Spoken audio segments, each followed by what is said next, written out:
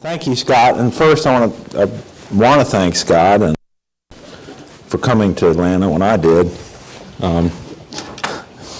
No, Scott and Bruce and everybody here at the School of Architecture and the School of Planning and within this part of Georgia Tech, I really appreciate this opportunity to speak with you. One thing I wanted to mention first is that just to make this clear, I'm only here because Mayor Kasim Reed asked me to come here.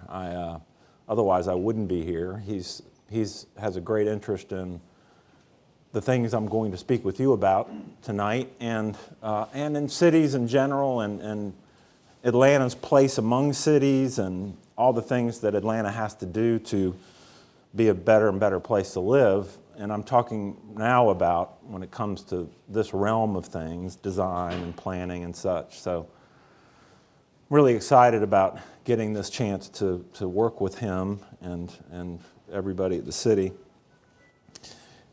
I'm not very smart about presentations in the sense that I never want to say the same thing twice, which is stupid because, you know, people that are really good at it have something they say and then they say it over and over again. So I'm always coming up with something new to say each time. So I don't know how this is going to go, so I'm going to kind of fumble around it a little bit. But I did decide to mainly talk tonight about what I've done before, which I haven't done since I've gotten to Atlanta. I've tried not to say Charleston or anything else like that and you know, partly because it's irrelevant in a way. I mean, who cares? But also because I don't care as much. I mean, it's like whatever, I'm more curious about Atlanta and what's happening today. But two things. The but has to do with two things. First, I figured there'd be a lot of students here, so there may be some interest in, you know, what I've done before and how I got here, number one. And number two, I realized after giving Scott the title to this presentation, I don't know. You know? I really don't know what kind of a city Atlanta is. So I don't have a lot to say about that yet. So I thought I would introduce some things about that tonight, but spend more time talking about other things. The title comes from the last chapter of this book. Chapter 22 is entitled "The Kind of a Problem a City Is." Most people never get to chapter 22, of course. I encourage you to start there, actually. It could have been chapter 1 if you read it. It's not. Yes, she's still angry at chapter 22, you know, decidedly, maybe she wrote it first, I don't know, but it's a great, but anyway, the kind of a problem a city is, and so the whole thing, this is not my sketch, but is about, which is very relevant to me as it relates to Atlanta right now, which is the right way of thinking about the problem, you know, so this whole last chapter is about the right way to think about cities and to consider them as projects, you know. So it's really wonderful, and you know, her conclusion is that what kind of a problem the city is it's a problem of organized complexity. And so it goes through that, and then it's got these different techniques for thinking about that. My favorite one that has a lot to do with what I've been doing since I've gotten to Atlanta was that you've got to concentrate on the details first, and then understand the whole, you know, inductive a way of thinking. So that's why I titled it this way, but like I said, I don't have a lot to say about it, I realized after giving it that title. So I'm going to concentrate on some other things like what I've done, not starting with my first job here, but starting with the first relevant job I had, which was in Davidson, North Carolina, a very small town. Especially small. When I got there, I was its first planning director in the mid-1990s. It's built around, or it's there because Davidson College is there, of course. This is the kind of town it is. It participates in International Walk to School Day. Okay, that's Davidson, right? We really cares about itself in an extreme way. So I got a wonderful, you know, jump into the pool of really smart people that cared deeply about the place that they lived. And in this case, it was a very small place that was for the first time experiencing a lot of growth because it's in Mecklenburg County. This is Mecklenburg County. It's the northernmost town in Mecklenburg County, Charlotte being the center of the county. This is the region, this is the Mecklenburg County Transit Plan, which we participated in at the time.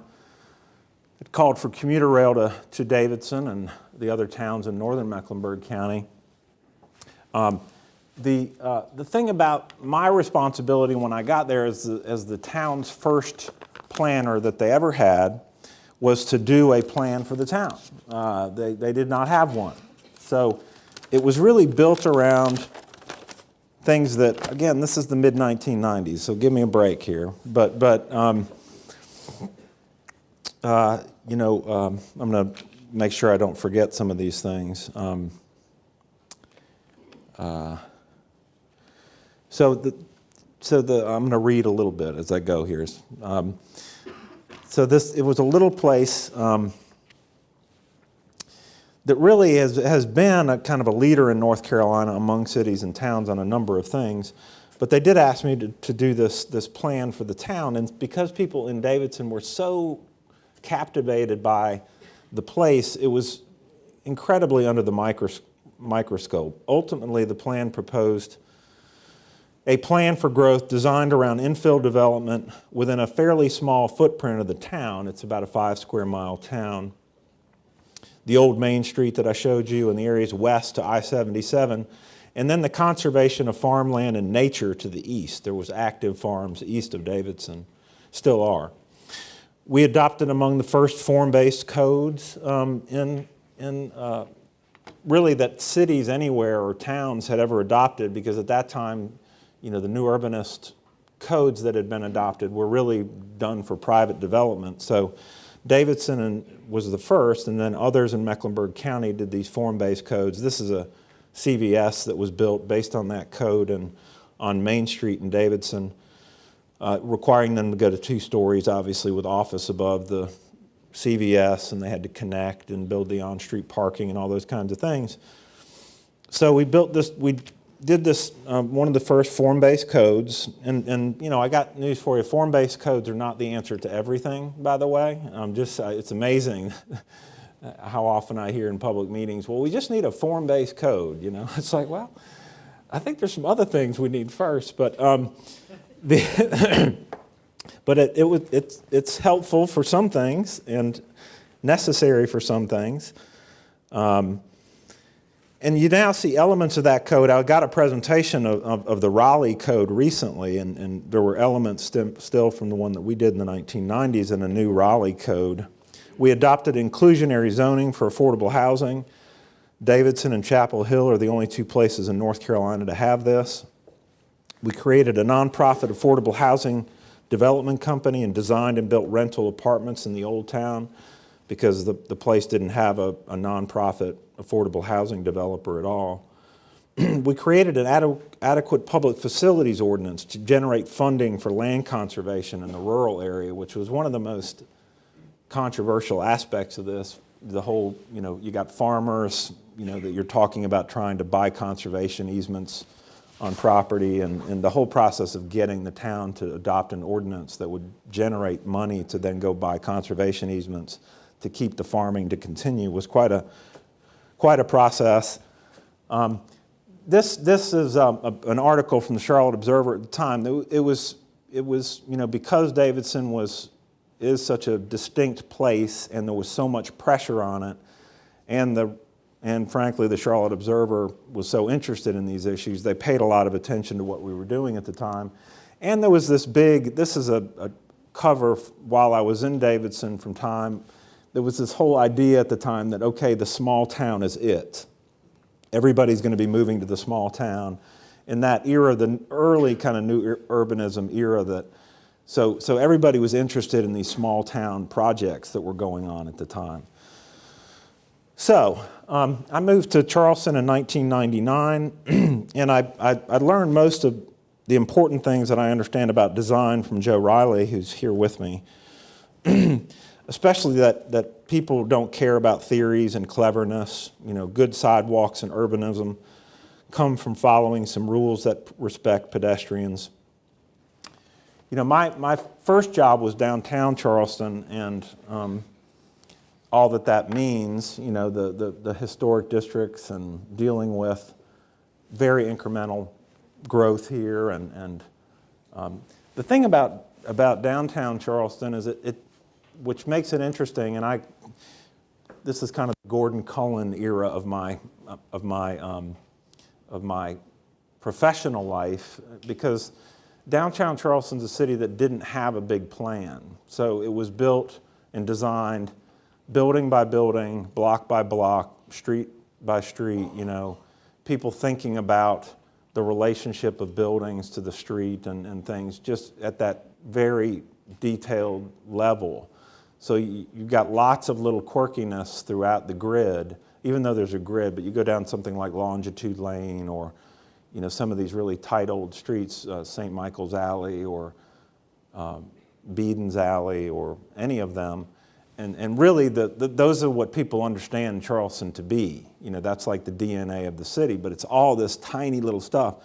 If you look at it on a plan view drawing, you'd never see it. You'd never pick up on it. It was all about, lots of little things, and the way buildings were arranged and the materials and proportions of buildings and the layering that goes on there. So it was a really great experience to spend so much time in downtown Charleston and really concentrating on all those details. And it's interesting to bring that, go from that to Atlanta. And I've described it before to groups, so some of you might have heard this, is that Charleston is like this little boutique shop down an alley somewhere, that you find in an old city. The boutique shop that's down there, and there's beautiful lighting, and you get there, and the kids aren't allowed in, and you can't take a drink in there. And everything in there is handcrafted and well preserved of material, local material, all that kind of stuff. And so to go from that to the flagship department store of the South is quite a change in scale. But I do find it interesting to try to apply that stuff to Atlanta, and why it's been so important, I think, for me to continue to try to understand the city through the people that are here and understand better, and by understanding the place, Atlanta as a place. A few things, though, that really are the main lessons from Charleston as it relates to any city, I think. One is, of course, that you just don't tear things down. It's amazing the buildings that we did not tear down in Charleston. People would go nuts. There was one on Washington Street, which is over by the Columbus Port Terminal. So these were buildings that were somewhat isolated from the old grid and context, a couple blocks at least, a couple blocks east of East Bay Street.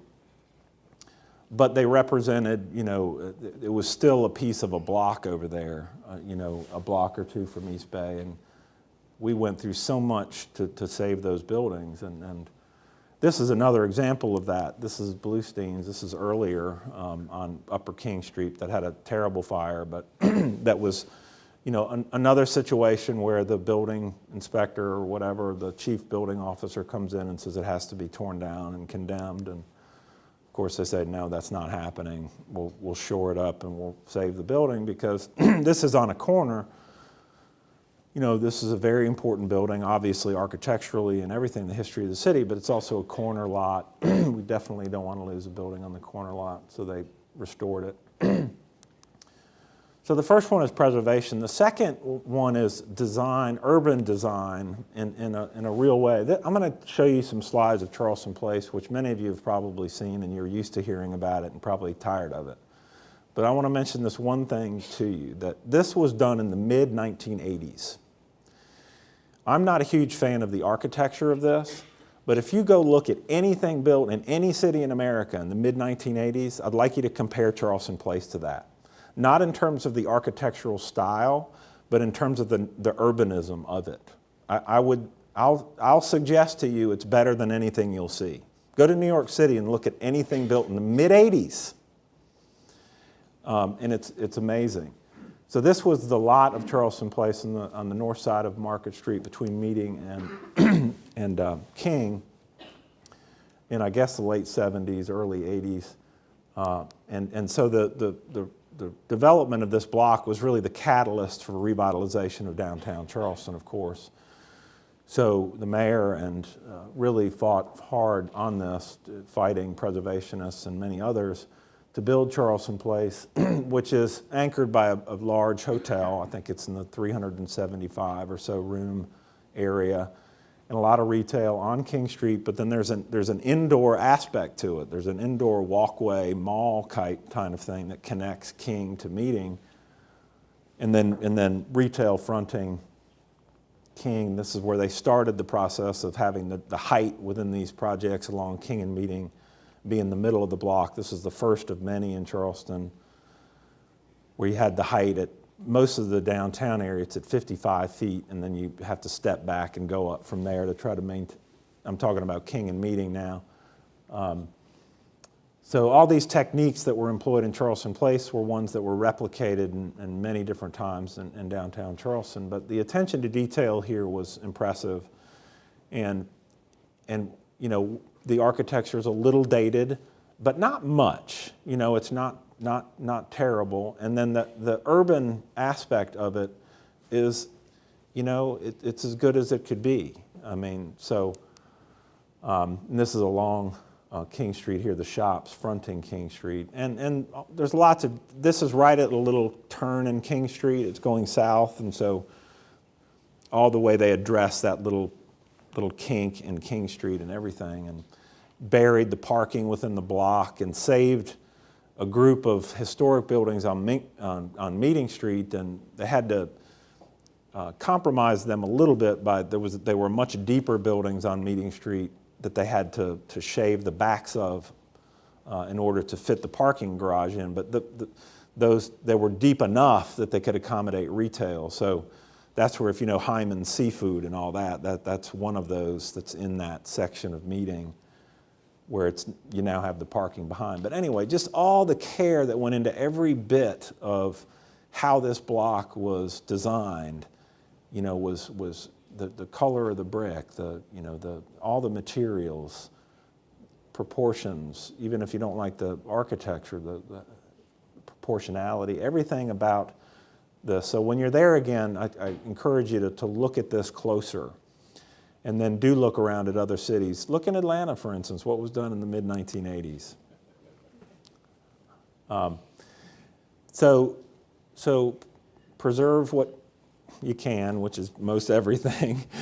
The second thing is urban design and all those details and how much they matter. The next one is the public realm. This is the front of, this is the Cooper River waterfront in Charleston, and this is how it was when the city condemned the property, you know, by eminent domain. There was a proposal to put a hotel here and condos, and the mayor took the property through eminent domain and built Waterfront Park there. This was part of the larger strategy to create public waterfront, of course, all along the peninsula, you know, which is a very distinguishing characteristic of downtown Charleston and a great project of the mayors and of the cities. It's not completely done, but if you go to where around the South Carolina Aquarium is there now at Columbus Terminal, the north end, there's the Charlotte Street Park, which takes you down.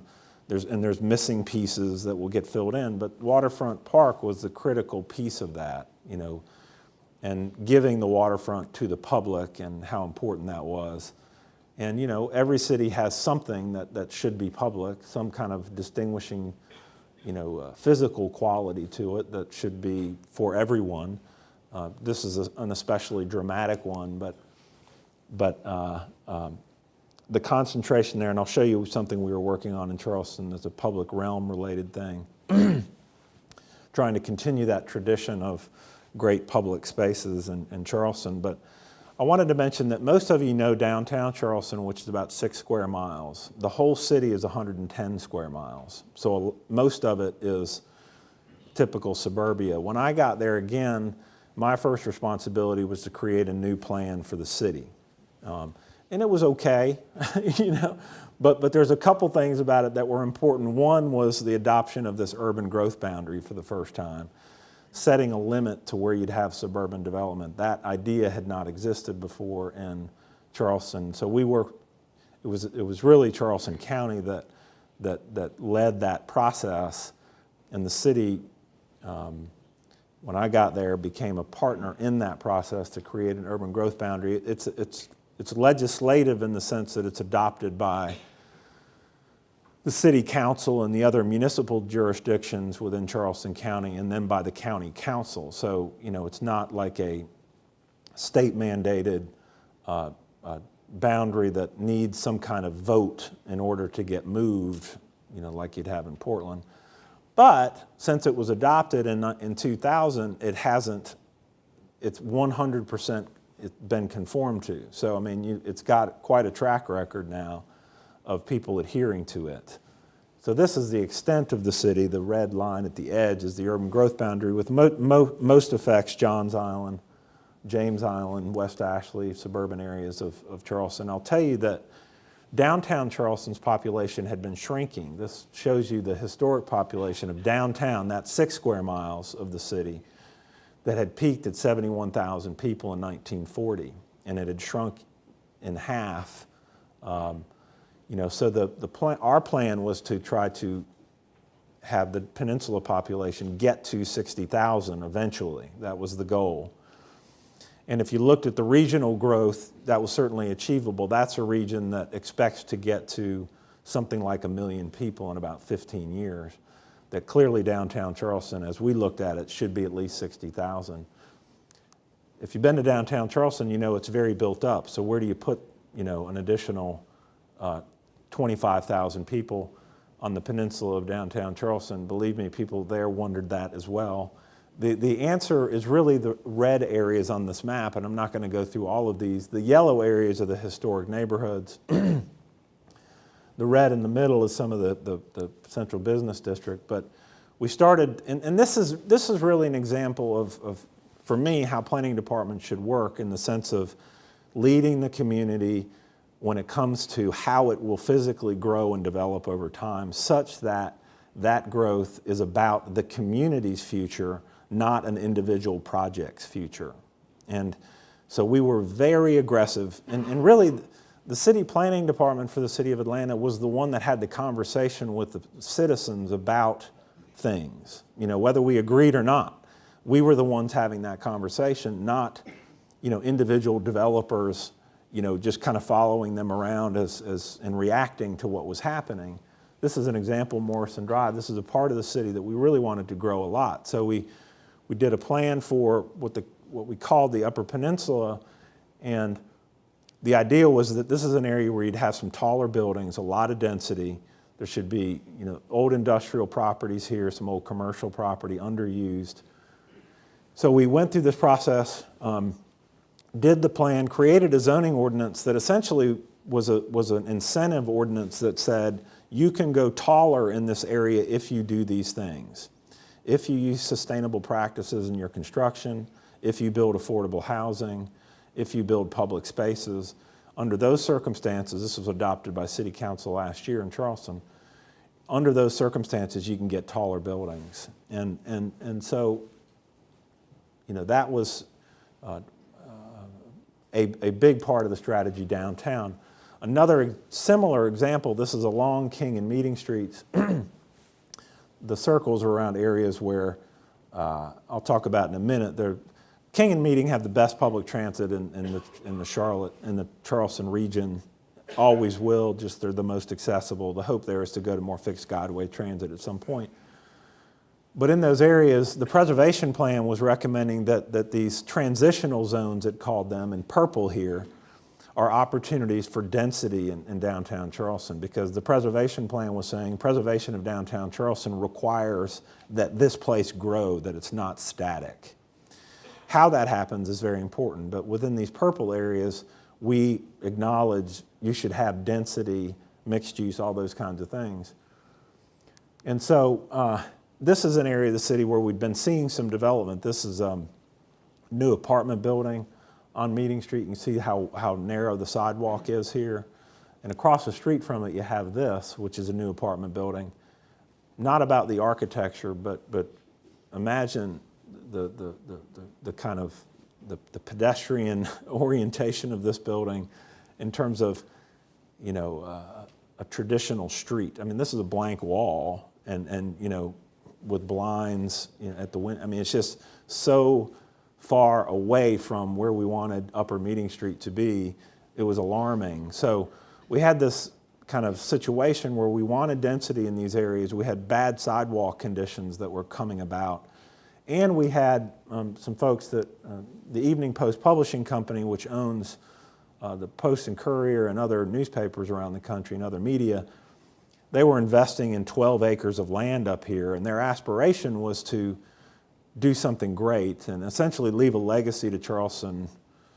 It's Charleston, not New York, but their idea was not far from Rockefeller Center in terms of the scale of it or the importance of it in terms of defining downtown Charleston. So we came up with a new zoning ordinance for this area where we allowed some additional height. It was not as much as we did on Morrison, but where we allowed some additional height here in density, provided you did, again, certain things. You had to step your buildings back. Essentially, you had to give some land to the public realm because, as I showed you that one photograph, we had these very tight sidewalk conditions. So under the condition that you step the building back further from the sidewalk, you can get some additional height, and it was very specific about that. And then the other thing was the ground floor use, of course, not a new idea.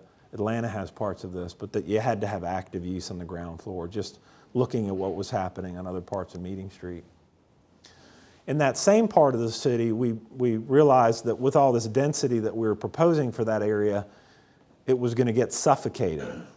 We needed another public space. This is public spaces in downtown Charleston. In green here, we were proposing a new one in the center there, that little yellow square, which is this site, where all this density we were proposing and where density was happening. A block south of those buildings I just showed you is this site, which is currently, I'll show you some pictures on the ground of them in a minute, but it's actually a U-Haul. So U-Haul's still operating on this site, and so we realized that with the density happening around here, we were going to have to acquire land for a very significant public square. And so we looked at similar sized spaces around the country. I just showed, we looked at many of them. This is a couple. This is Jameson Square, I think it is, in the Pearl District in Portland, which is a great space. It's got a wacky fountain, but it's one of those interactive fountains, but it's wacky. There it is. It doesn't look as wacky here as it does in person, but anyway, but this is great. It's got, it's got a lawn, but it's got hardscape. It's a really well-designed public space. And of course, Union Square in San Francisco as well, which, we were looking at places that also could accommodate events and things. That's an issue in Charleston where you've got so many events that want to be there, and it really puts a strain on Marion Square, looking for a place to kind of siphon some of that stuff. So we did, the city planning department did this plan for the square. So we literally did the plan, and we drew this. So, okay. To get the property owners together on this, U-Haul was not thrilled about it, but get the property owners together, get a bid organized, which is like the CIDs here, so we could generate some money to implement this thing. And so I think a couple, so here it is now. That's downtown Charleston, King Street, just near Spring, right in the middle of the historic district, and some renderings that we did. These aren't fantastic renderings, okay, but they're okay. I mean, in terms of the quality of them. You got to have some capacity to do things, I think, in this business. Another thing about downtown Charleston, and that space that I was just showing you was at the southern end of something called the Low Country Low Line. Do you know about this? I guess this is a small little child to the Belt Line. It's a mile and a half Norfolk Southern right-of-way that goes from the upper part of the peninsula down to that square that I was showing you. So that square would be the southern terminus of this low line. And so it's a very similar thing. And to the bike pedestrian deal, consideration of transit in this right-of-way as well. Going to the suburbs, I want to give you a few examples there. I'm giving these examples because I wanted you to understand where I came from, because right now I'm confused. So I had to go back and say, what was I doing before? So here's a couple other examples, just to remind myself, if nothing else. So this is the end of the suburbs out here in West Ashley, west of Charleston, and you got these two big suburban roads out here, Bees Ferry Road and Glen McConnell Parkway, that come together right here in an area that everybody knew would become a big commercial center, for Charleston, for the whole Charleston area. And when we went out there,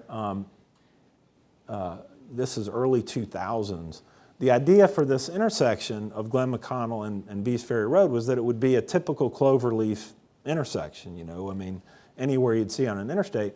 So we asked SCDOT and everybody to get together and see if we could come up. We had Walter Kulash, if you know him, on this charrette with us, who's the best traffic engineer ever. And so he started coming up with these ideas for the thing, and he drew out this West Ashley Circle idea. I can't believe we're building it, frankly, because I didn't know that it would work.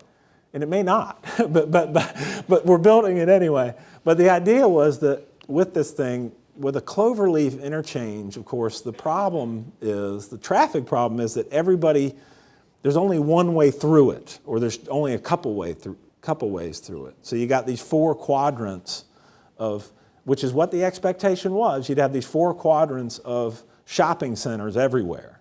You know it from every place. The idea here was that the circle would be a main street, and then you'd have a network within it.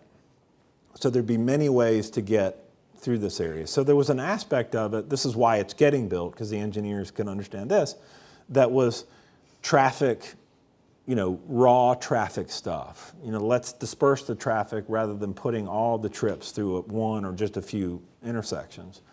So this is really what got it built. And this is kind of an image from that charrette that was done at the time of how it would build out over time. So another a rendering of that same thing. So this section of it was built quickly. There was one quadrant of it that was built quickly. Then the city committed to building the other three quadrants. So the other three quadrants have recently been finished.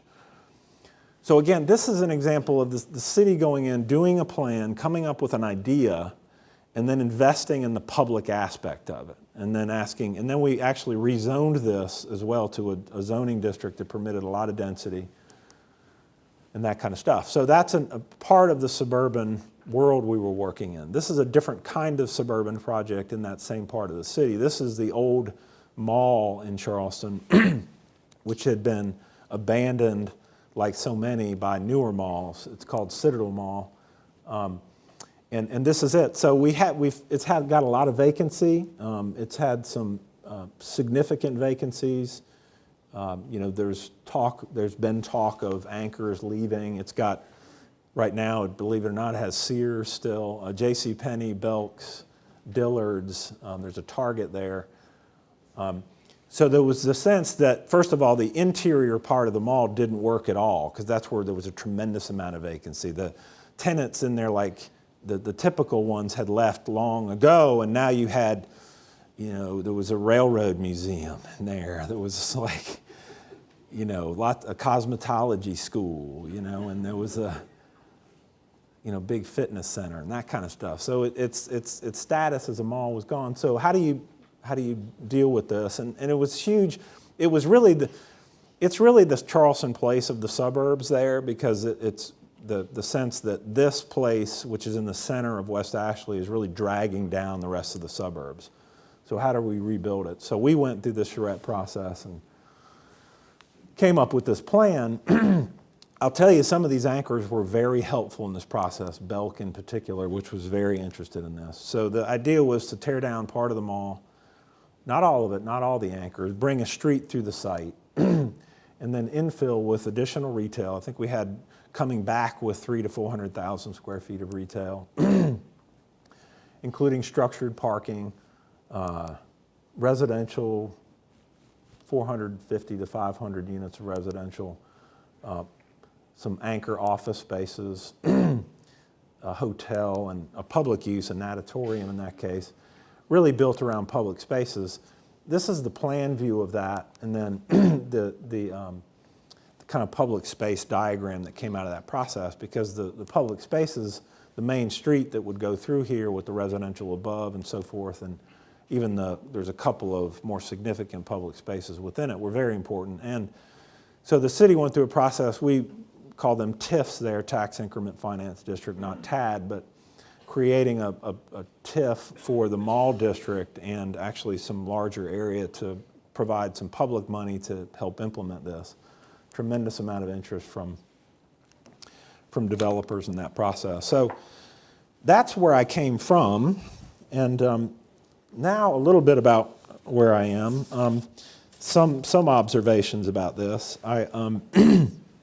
In case you don't know, Atlanta is 134 square miles. It has a population, the estimated population of Atlanta today is 431,000 people, which is even less than I thought. I mean, some people might have left recently.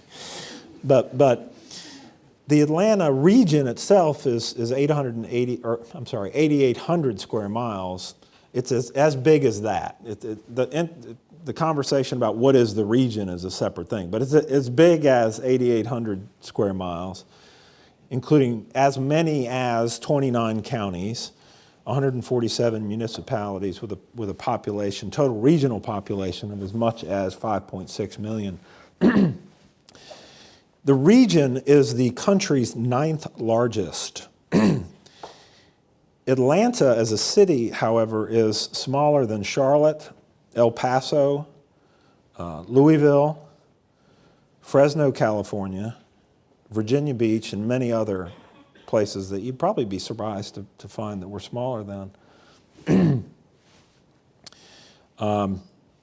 Atlanta's regional, so the city of Atlanta is actually the 40th most populated city in the country, the 9th largest region, the 40th most populated city.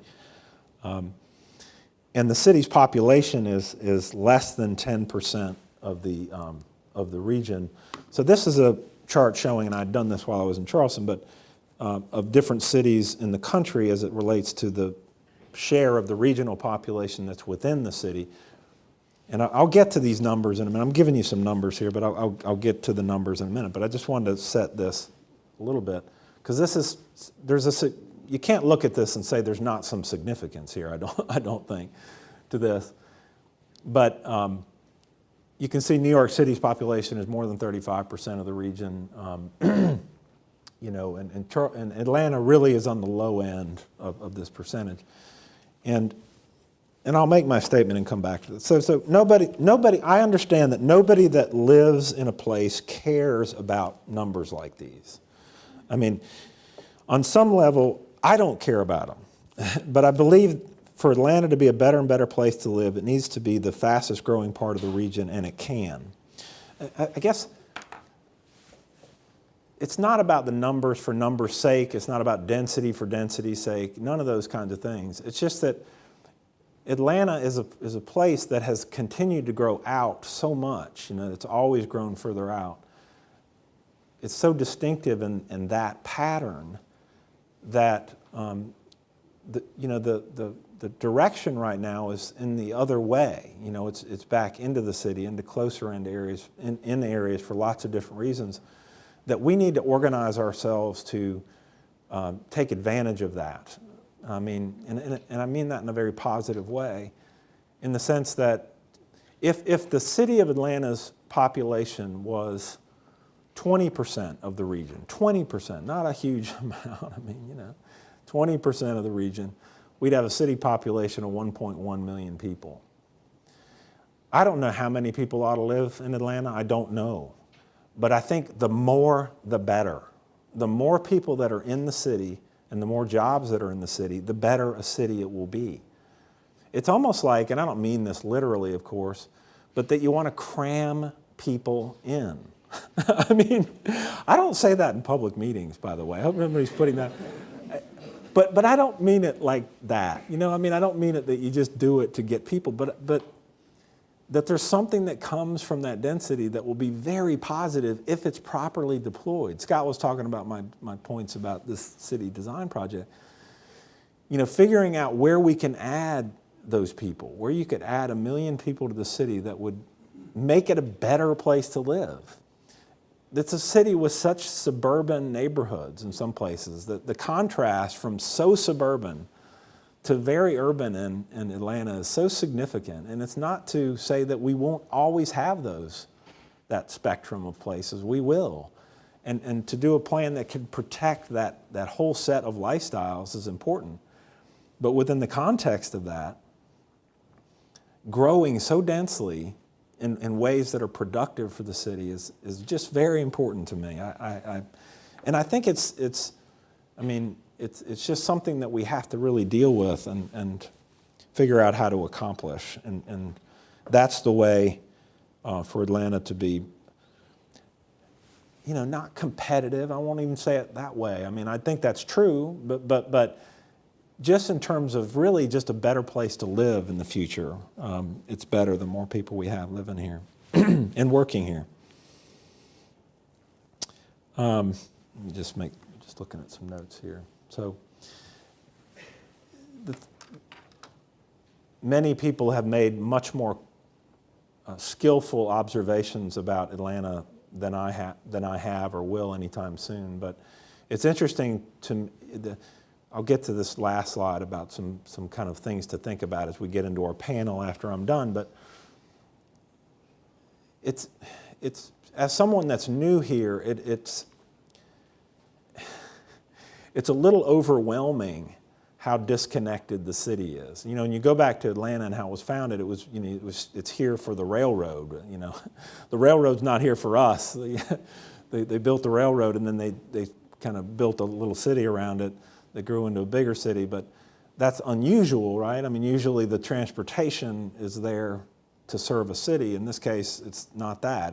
You built the city around these railroads, and you can kind of see it in this image from the late 1800s here, but how significantly these big industrial rights-of-way affected the shape of the city, and then later the highways, of course. But you know, due to the scale of Atlanta, the relatively suburban scale of the city overall, and the small number of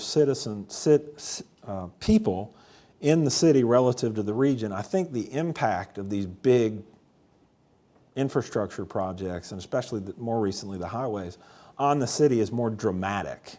You know, it's a bigger mountain to climb in terms of issues around place and design and, you know, urban streets and all those kinds of things.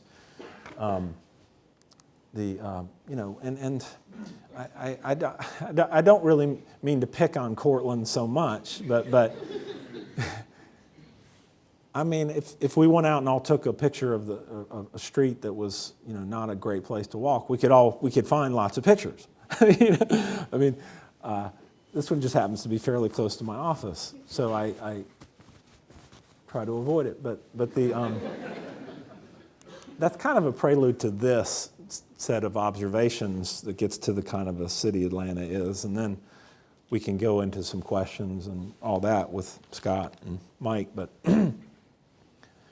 I guess impressions of mine, you know, are that the scope of this is really kind of overwhelming. You know, I mean, I think you kind of have to acknowledge that though, because it kind of not that I have no interest in Atlanta ever being anything but Atlanta. I don't want to import any ideas to try to make the city Charleston or any place else. I'm only interested in about figuring out Atlanta. But within the context of that, in my dealing so far, people's thinking about streets and the way they work and public spaces is so out of whack that it's kind of like you need to shake everybody and say, wait a minute. I mean, are you daydreaming or what? I mean, this is a really big project we got here to try to address. I'm just saying the scope of this is really, really big. And coupled with that is that it seems like there's a new conceptual framework that has to come about. You know, I think, at least in my life, and I know a lot of people that are from the backgrounds that I have, think of cities in certain ways, and there's a conceptual framework that usually guides thinking about how you make a good city and how you better a city, you know? And I think in Atlanta's case, because of the scope of it and just the history, kind of the infrastructure history, we need a different conceptual framework. I don't mean that's totally decoupled from the good DNA of what cities are, but just the conceptual aspect of it and how you think about the city's growth. And we can talk more about that. And then more in my realm, that everything that we're doing needs a lot of attention. You know, I mean, our capacity in terms of design, our capacity in terms of guiding growth and you know, doing some basic planning, our capacity in terms of zoning, you know, how we deal with transportation issues. And you know, there's many good things happening here when it comes to transportation and MARTA's plans, obviously, the other things, you know, I don't just mean the train when it comes to MARTA, all of MARTA's plans, the discussions about streetcar. There are many good things around here. But within the community, I think there's a tremendous amount of work to do as it relates to getting around Atlanta and how with I mean, even if it's not 1.5 million people, whatever the number is, if we're going to continue to grow as a city, how do you get around in that city? How do you afford a lifestyle that people will appreciate and you know, that's better than it is today, which means getting around. So I think our capacity to do these things really well, you know, is a very important part of my work right now. So those are my observations, and I think the next thing to do will be, Scott and Mike, right, are going to come up and we're going to maybe take questions and have a conversation about this or anything else that you'd like. Mm-hmm. Mm-hmm.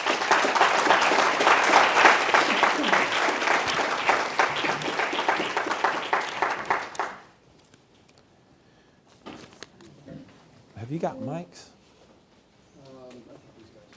Okay.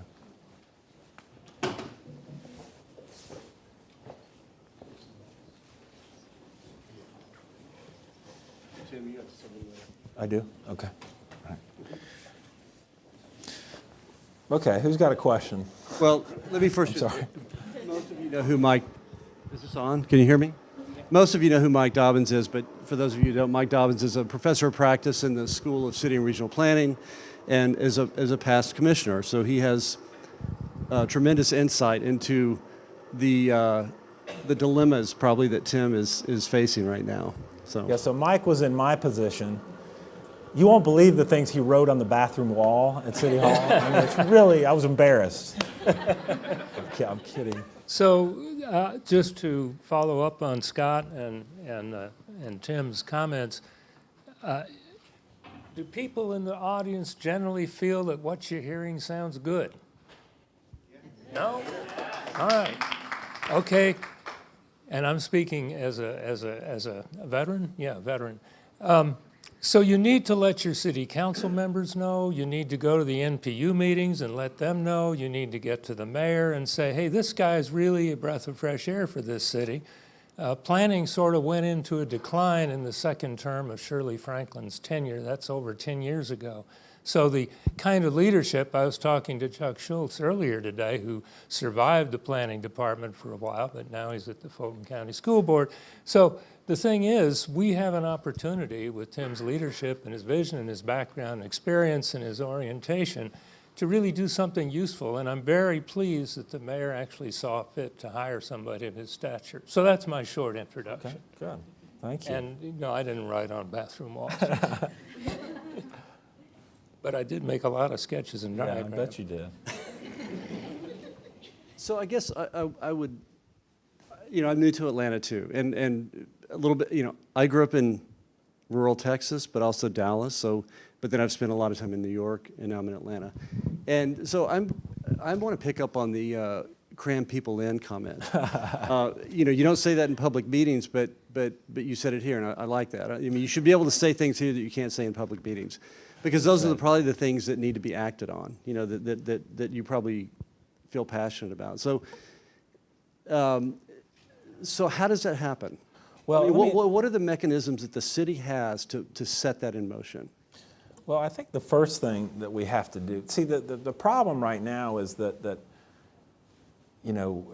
for me, is that we're not really, we're just reacting to everything. So every conversation about density or, height or traffic or anything, we're kind of coming into and then everybody's decided, and that just doesn't work at any level. We'll never get anywhere. So the first thing is to basically to establish what this conversation should be. We have to do that, so that you're not always reacting. So every conversation we're saying, no, but remember we keep saying this. This is where we're headed as a city, and try to explain to people why that's in the city's best interest and their best interest.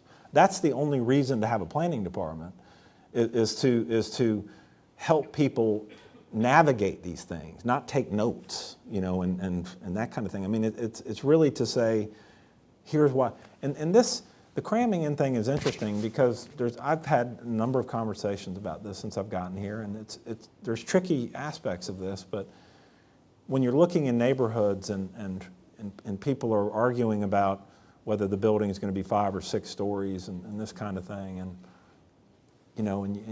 that's where you feel like people are losing sight of something, that it's like, well, what's the difference? I mean, when you really look at it, well, because that's where the argument has been drawn, is over 5 or 6 stories. That's what we're able to argue about, and it's like, well, that's not very relevant, what's the street going to be like? I mean, what are we trying to do here?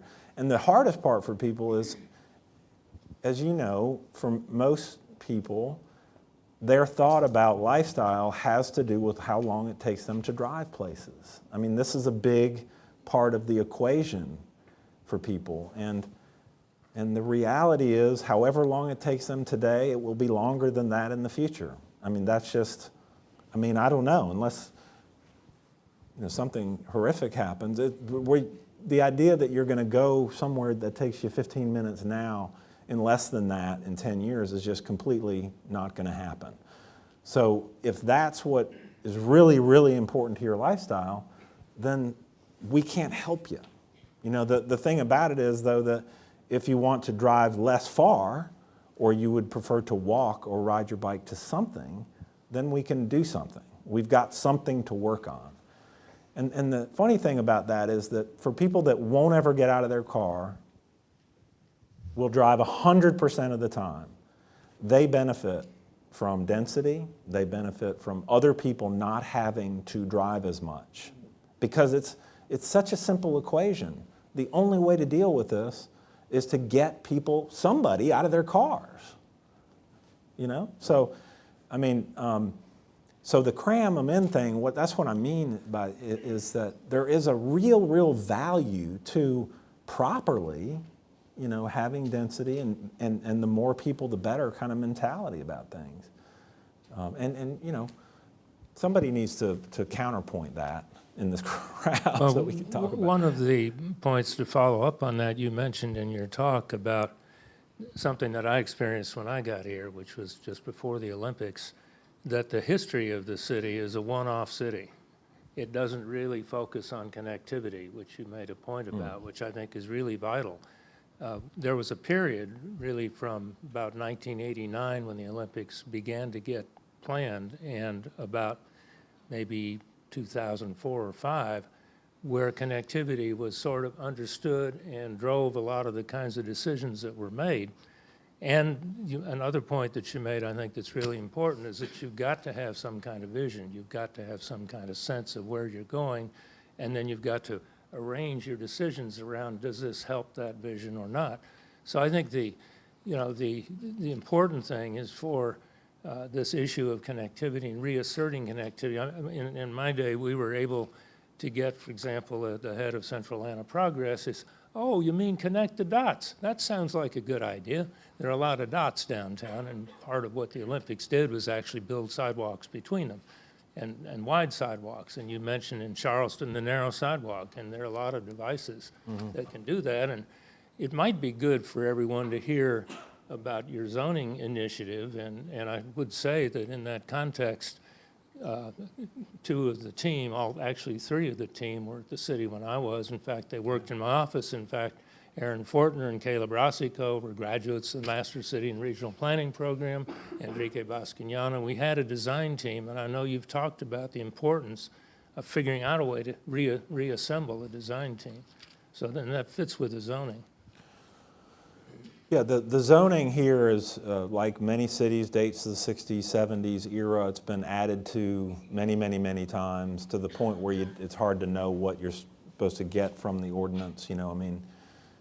So it's basically kind of a way to talk about individual property rights and things. Now, there's exceptions to that because there's been great things done in the zoning ordinance more recently. I guess it started with Midtown when they did their whole plan and created zoning that allowed it to happen, and things like that came after Midtown. But really the project that we're working on is an overhaul of the whole ordinance. So to look at potentially a completely new way of regulating land use, which really needs to tie itself obviously to where we want to go as a city, the big design project. But I'll tell you that there's a lot of things that need to happen in Atlanta sooner.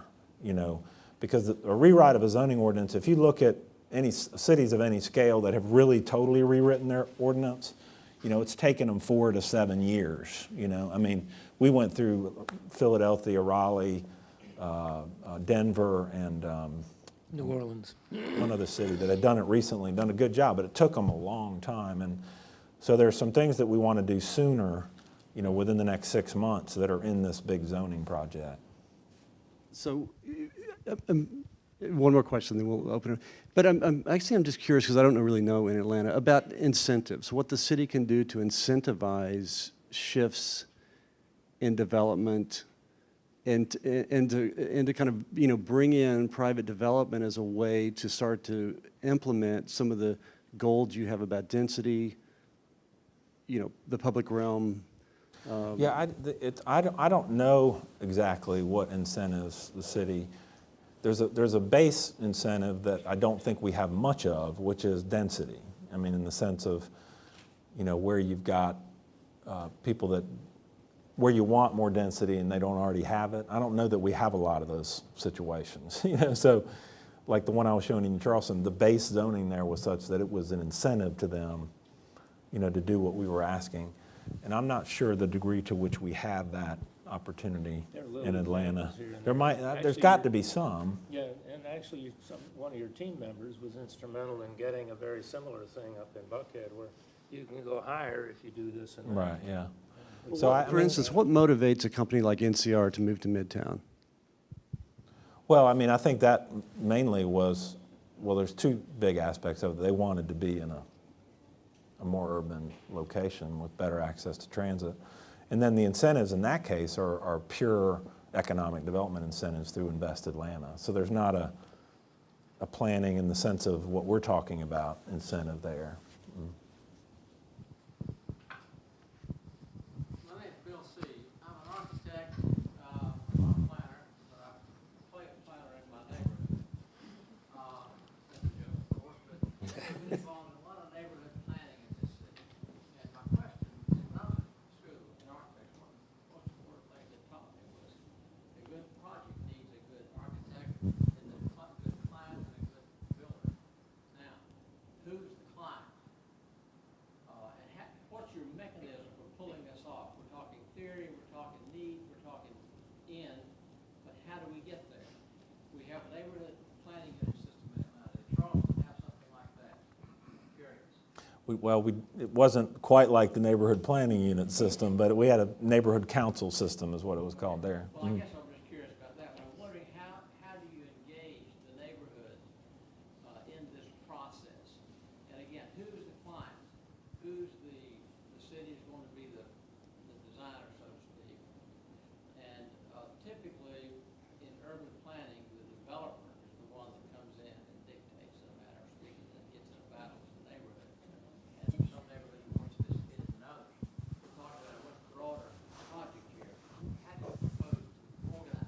Yeah. Well, good question. My interest is in doing a big city design project that basically establishes where we want to go, you know, and it gets pretty specific. I mean, I think specificity is important. You know, plans that don't get specific and put off hard decisions and conversations for later tend to be very frustrating. So go ahead and in this design project, really have some difficult conversations about transportation mobility, density, where it will be, how it will be. And so put together this design, and it has to, the client is the citizen, or the citizens of Atlanta. I mean, there has to be a mechanism that such that they own this thing. And it should be the NPU system. You know, I mean, it should be that. I'm not sure it's ready to be that right now, but in this process, it needs to be rehabilitated, you know, to the extent that it can be. You know, that at the end of it, the NPU system within the city, which is a great concept, is capable of you know, managing this thing from a citizen client perspective. So that, you know, that'll be a challenge, you know. Question way back there. You were speaking of cramming people in the city, and like the density is extremely important, like you're talking about in terms of, as well as like kind of creating a city where there's a lot of interactions among the residents. But of course, there's a distinction between kind of transients or students that live in apartments versus people that own where they're living, and then people that actually own what they're living in have more of a sense of like obviously ownership. So they care more about the community. And the reason I ask this is because in Midtown, for instance, there's a ton of apartments that are popping up. Is that something that's kind of that is an issue that y'all are tackling as far as how do we regulate apartments and like owner or resident owner kind of? Yeah, I mean, not really. I mean, you know, we got bigger problems than that. I think it would be the main answer. You know, I'll say that I mean, you know better than me. I mean, I spend a fair amount of time around Georgia Tech and around Georgia State and the AU Center and things like that. I don't sense any, I mean, people may laugh about this. I don't sense a whole lot of tension between the student population and the rest of the normal population. It's more like an ownership kind of. Oh, well, yeah, ownership, I mean, I don't know. That's an interesting, I'll say this about that. I mean, one of the things we really need to explore is, I think, building types, and especially housing types.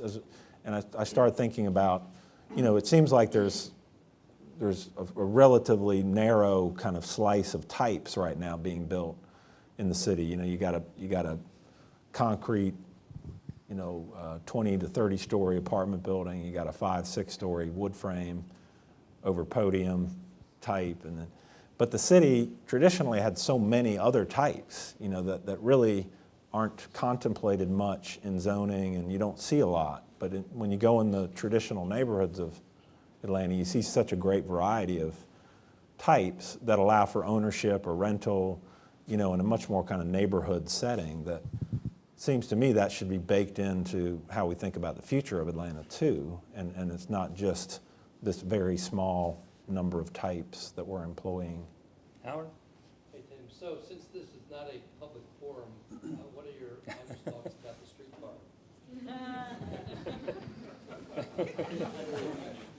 Did I mention the cramming in thing yet? I mean, I'm going to talk about the streetcar generally.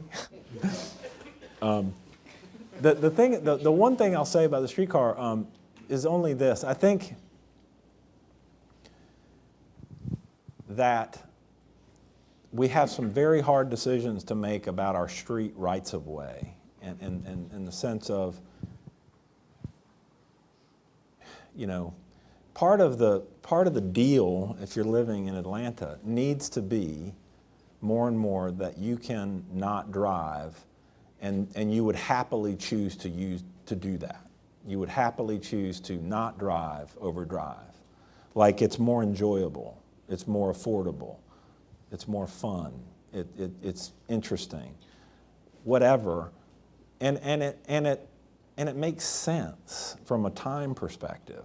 You know what I mean? That it's not ridiculous. You know, so the streetcar conversation at some point, I think, then has to evolve to how do you dedicate space to these things, whether it's a streetcar or something else. How do we create room for, beyond the Beltline, within the city, space for transit? And so, you know, that's the only thing I really have that's the only thing I could really critique about the streetcar is being in the traffic, you know, as part of a real lifestyle equation for citizens. You know, it really needs to be dedicated. I mean, we have to figure out how did that space get allocated to streetcars and maybe a little bit of other things, but I think that's the most important, that's the biggest challenge.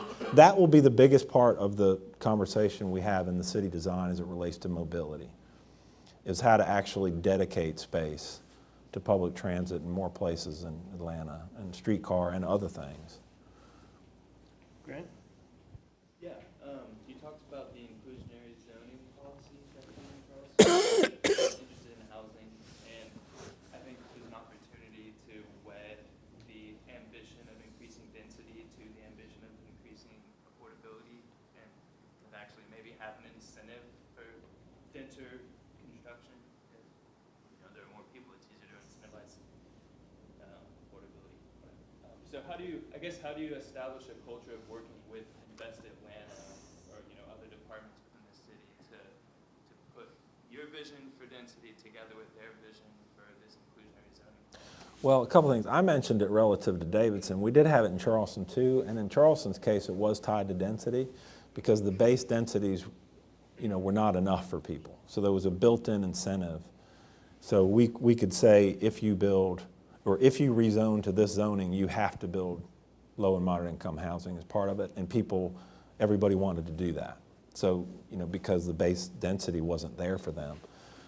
I don't think you have that as much in Atlanta, so you don't have that trigger. However, as it relates to inclusionary zoning, the Atlanta community will have a chance to vote on that. And I don't mean city council, I mean you and everybody else in the city in a very specific way soon, because Invest Atlanta has been working with us, brought in a consultant to really evaluate this, and has been doing focus group meetings with developers and all different people to try to figure out a policy and an ordinance that they think could work for Atlanta. And so we have that, and that will come out in public, and we'll have a big debate about it and see what we want to do. If you look around at cities everywhere as it relates to inclusionary zoning, a big part of the discussion is how does the community invest in it? Because there's an aspect of looking at this which is, well, we'll just get the developers to do it. You know, if they've got the density that they need, so we don't have that incentive built in, okay, we'll just get them to do it. You know, just make them do it. They're going to take on the burden of this, and that just it's not going to happen. You know what I mean? So then the discussion becomes, how does the community invest in it? And there'll be a proposal with this one as to how we invest in that affordable housing and community. I think it's a very smart approach, and we'll see how it goes. It'll be. Can you speak to that? I can't yet. I mean, it'll be out. You know, this will be a public discussion soon in the next few months. He did say something that everyone needs to hear well, that when this public discussion happens, if the people who care about this issue aren't in the room, it won't happen. Just have a question back there. You spoke about bringing in 1.5 million people to Atlanta. Where are they coming from, and how do you attract them as residents to the downtown area? Yeah. Okay, and so the regional projections are that the region will grow by 2 to 2.5 million people over the next 20 years. That's a projection out of the Atlanta Regional Commission, which has to do with lots of computers that they use. Where they're coming from, I don't know. But they're coming. We call it big data. Big data, thank you. Work that in. So how do you attract them into the city? I mean, obviously, it seems like there's an aspect of attraction that already exists, right? I mean, people want to be in the city now more maybe than they have before. But I guess I mean downtown specifically. downtown, okay, yeah, because really downtown has a very small population, and downtown Atlanta, whatever we decide, and this is the thing, we've got to, I don't know if it's 1.5 million or 1.1 or what the number is, but the idea is to bring in some people that really understand that as good as anybody else around the country to help us think through what's the right goal for Atlanta in terms of, I'm going to get to downtown in a second, but what's the right goal for Atlanta in terms of our population? When you consider the regional growth, that 2 to 2.5 million over 20 years, when you look at what's happening in the South, when you look at what's happening nationally, what's the right number for us? I mean, considering some aspirations that we have. I mean, there's a baseline, right, that we're going to grow, but what are those things we'd have to do to get to, that we'd need to invest in to get that number, to accelerate that number, if we decide that's the right thing to do? And what is that number? So to bring somebody in to really help us think through and get a solid number that's really smart. When it comes to downtown, I think it should take a huge percentage of that growth, whatever it is, that downtown Atlanta should, I don't know what the percentage is, but I'm talking 25, 30, 40%, a big percentage, because there's so much opportunity there, as you know, underused property, and that's where the cramming in needs to start, right? So, and really there's a lot of assets there to build upon. It's the most accessible location in the region transit-wise. There's so much infrastructure there. I guess the tradition of Atlanta has not been that, but the direction within the market is there. And I think one of the things we can start doing is making incremental investments. It's not a big project, I don't think. I think it's a lot of small things, and helping people that are working in South Downtown, and the Central Atlanta Progress, and all the little, it's all the lifestyle stuff downtown. It's a lot of little things, it seems to me, to build up and take advantage of the momentum that exists and propel it even further around lifestyle-related stuff downtown, that you feel safe, that you got services right nearby, many services, not one grocery store, 12 eventually. But I mean, everything's within a short walk of you, all the kinds of services you want. And the good news is there's some big players down there that want to invest in downtown Atlanta and make it that kind of place. So the timing is good, but to me, it's all about lifestyle-related things downtown, that it becomes an urban lifestyle, that you don't have to leave your apartment and drive somewhere to do anything, that you're really comfortable, and not just single people, but families, everybody, that it attracts a whole variety of people because the lifestyle is a very urban one. That's the best place to do that in the city. That's a lot of questions. There was recently a vote up in Buckhead about bicycle infrastructure lanes. And what happens when that part of the community rejects these ideas? Question was about the Buckhead or the Peachtree Road bike lane conversation. I think, again, in the reactive mode there, as it relates to that specifically, I came in at the end of that, and I'll say that, and DOT had to do something there, because they've got to restripe and everything. There's safety issues on Peachtree Road that relate to car crashes and pedestrians and cyclists and everything. So they were faced with a project to improve safety. And so their approach was to say, okay, we're going to improve safety, so let's really think about this. Do we want to bring bikes in and everything? Which is what they should do. And it's a great thing that they did that. But the community reacted so negatively. The thing about it is you don't really have a constituency there for this. I guess the way I thought about it is, I would never, you don't want to go play the Super Bowl, in your first game. It'd be good to have a few exhibitions, what I mean though is like, can we work in an area where we got some constituency? Because there's some hard work to do on Memorial, for instance. But there's a really great constituency on Memorial that probably would really like that, you know? So let's work on Memorial. Let's work on Marietta and Howe Mill, you know, places that basically we got to catch up to when it comes to urbanism because the developers are already building it or there's lots of plans to do it. So there's a strategic aspect to this, which is important. You know, I mean, what happened on Peachtree happened, and it shouldn't be shocking probably, but we're going to have to be smart about how we work on these things. You know, let's work strategically when it comes to that kind of a project that we're connecting to, you know, that we're making a grid, you know, all those kinds of things, but we're working in areas where we have a built-in condition that is favorable to success, you know, which we just didn't. So I just chalk that up to, you know, thank you DOT for trying that. We just didn't, the circumstances from the community standpoint just weren't there for that to happen. So I like the idea of cramming people. I really think it's cool. I shouldn't have said. That's going to be the headline. Yeah. Close to that. But what kind of worries me is we seem to be cramming people into Atlanta right now, or at least we're densifying, but we're also cramming cars. I mean, every single new mixed-use development that's built That's is a good pretty high point. density, is built with like a 1.5 parking space ratio to every unit. So, I mean, the 725 Ponce development that was just announced the other day on the Beltline, 900 parking spaces for that. Yeah. So what's the strategy to deal Well, with it's how a- do you it's- make the transition? Yeah, it's a very difficult transitional period, no doubt.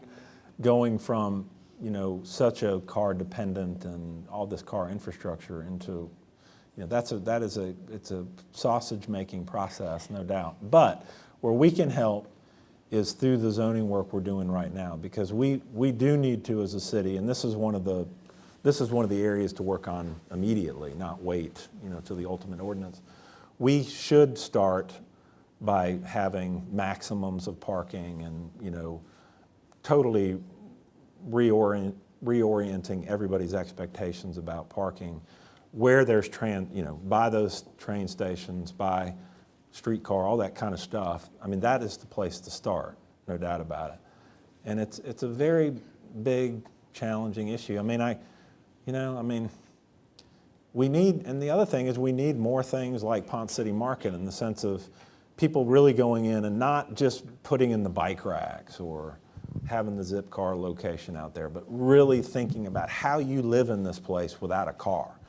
And the architectural aspect of this is big, because I know I see a lot of stuff which still, not all of it, but too much of it, that looks like suburban apartments being designed and built in the city. You know, it's kind of like, well, but that's not what people want. That's not, you know, that's this whole thing of that's not how you're gonna want to live.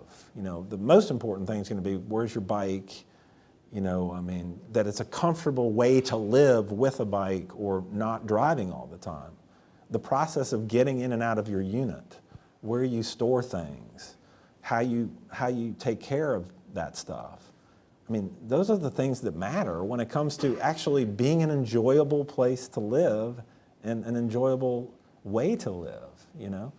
But we can help with the zoning work that we're doing, and frankly, even without the zoning work that we need to change, the zoning that we need to change, just by how we review and approve projects, you know? I mean, we can only go so far to some degree, but we have chances to affect that, even without zoning changes. So let's go to the question in the back.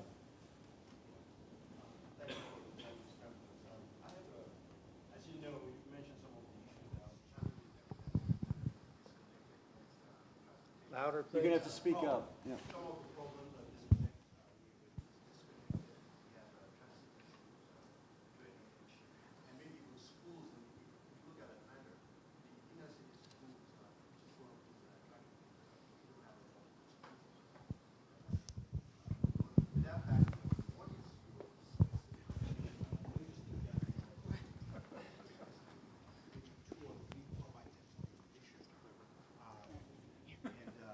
how would you fund it, that vision? And the third thing is, how are you going to navigate the powerful stakeholders, developers, and community interest in Atlanta? To Well, get a few your vision? things. Let me start with the last thing. You know, for me, since I've gotten here, the response from the development community has been very positive. And in this way, I think,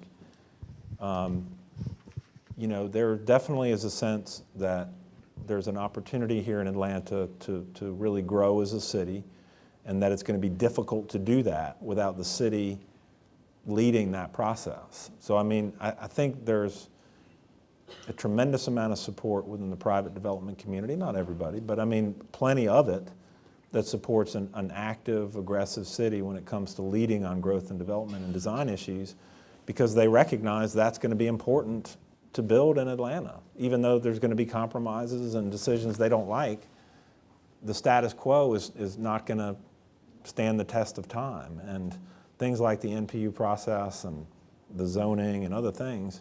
So I think there's a built-in desire to help make this work on the private development side of things. As it relates to the schools, it's a huge issue, and they're going to be a partner in our city design project because, you know, obviously we don't grow to a city of 1.5 million people, you know, without the schools being a huge part of that. And as you know, there are innovations happening in the Atlanta public school system. There's great examples of that. And there's opportunity to do more of that, and I think it starts on the west side of Atlanta. We've got a choice neighborhood application that HUD's given us for the AU Center area, and there's a tremendous amount of effort that's kind of organizing in the west side to make that a better place to live and to protect the people that live there now and allow that area to grow in a dramatic way. And the schools are going to be fundamental to that. I mean, I think that's the area of the city, to me, where you really concentrate your work on the schools. So I know there's a lot of questions. Maybe a couple more questions. Yeah. What's that? I'm really interested to know what you and your colleagues at City Hall and other places, what kind of strategies you're using to deal with the pervasive historic income inequality that we have in Atlanta, and how that intersects with issues of multimodality. Thank you for that. Question was about the separation of, you know, you said it better than me. I can't repeat it. Yeah. Just how divided Atlanta is, you know, demographically, and how does that tie into issues around mobility and other things. Well, you know, the city's not going to grow. You know, first of all, I think that there's amazing ideas around. There's a basic threshold issue here, which is how do you deal with the people that are there now, you know, the people that live here now. And I think we haven't gotten to specific things that address that concern, and we need to quickly. And there will be a whole effort on that issue, which is start with that.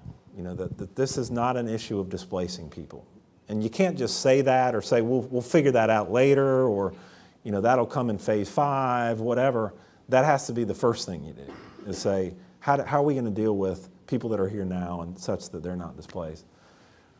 Then, you know, it's already happening in some areas, but in other areas where it's not, looking at once that's dealt with, how you then, those areas begin to really grow. I mean, grow at all. In a lot of cases, areas where you've got concentrations of lower income people in Atlanta, there is no growth. There hasn't been for a while. And there will not be without a really good plan and strategy around that. And so once the displacement issue is addressed head on, how do you then begin to you know, do things that enable growth in those areas? I'm thinking West Side, I'm thinking Pittsburgh, you know, areas like that. And how do we invest in those areas? And some of those investments might not be big dramatic things, they might be relatively small things, obviously having to do with safety and blight related things, but beyond that, into, again, in those neighborhoods, what do they need? You know, what are the first things that are needed to improve their lifestyle, and how do we get those there? What's the investment needed from this team of public partners that are working on this? And then how do we create an environment where more people want to build more housing there?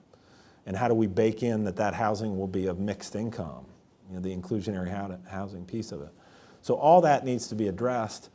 And, you know, the mobility part of it is you know, in a way is the same conversation we have about all of Atlanta, except for the streets on the west side are not congested for the most part. You know, there's not a street capacity issue there, which maybe lends itself to some real, you know, possibilities in the short run. And figuring out how, you know, and when it comes to mobility, the first answer, I think, though, to the question is that those neighborhoods become more diverse and more mixed use, and therefore people don't have to leave the neighborhood as much for jobs and, you know, and for services. I mean, that's the big, mobility-wise in very low-income neighborhoods right now, the biggest problem is to get a job, you got to go somewhere else. Or to get basic services like health care or wash your clothes, you have to go somewhere else. So, I mean, from a mobility standpoint, the first thing is to not, that you don't have to do that anymore. But where that is necessary, and obviously that those communities are very much a part of everything we do from a mobility standpoint, from the big investments down to the bike share program that gets put out. You know, that those neighborhoods are part of that. Sorry about these Last question. long answers. It's going to be a compliment, some advice, and a question. I'll end on a question. The middle Tim, part's and I'll do this quickly. I saw you on a photograph of you at the public meetings by Turner Field dealing with the relocation of people and the drainage issue and all that, and I know that was complicated. It was good to see the planning director, planning commissioner out in a meeting. It's kind of been an invisible thing for a number of years now, so I want to compliment you for that. Something you could bring to us, here's the advice, but I'm in the advice business. Something you could bring that I believe you exhibited in your photo from Charleston to here. You had a great shot of a street before and after. It was pretty much a line of utility poles. Trust me, we can go up to Buckhead, and in front of Hermes and Warby Parker and Max Scoggin and Merrill Elam's world-class library, their transformers and creosote poles and big bundles of cable that are all over the street. I do not understand how our city can claim to have world-class architecture, but we're going to drape it with Georgia Power and Bell South utility lines. So if you want an incremental, but a maybe not an easy thing to do, no. Take that one on. Here's the question. If zoning, rewriting the zoning ordinance is too complicated, I kind of share your logic there in the short run. What are a couple of the priorities that you want to tackle before you get into that rewrite of the zoning code? Well, there's a list of them. There's some things, some of it has to do with things that are really overdue. This is really technical stuff, but there's been a desire to have a mixed-use industrial zoning district in Atlanta for quite a while to help enable some of these old industrial sites to get redeveloped, and that's been on the, you know, front burner for, I mean, it may be a couple of years and hadn't gotten done. There's an effort around micro housing and tiny houses. Robert's here from South Face, and they're going to be leading a lot of that. There's the parking thing is a big deal. You know, the parking regs. We've gotten some really good suggestions from some different people, including Eric Cronwell, who's an architect. Kronberg, who's an architect. He does great work in the city, and he's really analyzed the ordinance as it relates to things that make it harder to do all the things that we say we want within neighborhood. Some of them are really small scale things that architects would know about, but it's a big laundry list of stuff. So I've met with architects who have been that are really finding that the zoning ordinance does not encourage preservation and additions to existing historic homes in our neighborhoods. You know, it basically, because of the way it's written, it really more encourages tearing it down and starting over. Those things can't wait, you know, because there's so much of that going on. That's just a few of them. Thank you. Okay. I think we're going to have to wrap up. Tim, just thanks for taking time. I know you have a very, very busy schedule, but it was a great talk and a great discussion. And just on behalf of the College of Architecture, and you know this, but we're a partner. And we look forward to helping you and working with you, because I know there's capacity issues in your office in terms of what you can do, but we want to do whatever we can to help you kind of. Thank you. I do have one public service announcement now that I think about it, which is that in thinking about all the capacity we need to build within my department, that means probably that I'll need people that are skilled and talented. So if there's anyone here that's skilled, talented, and in need of a job anytime soon, you need to contact me.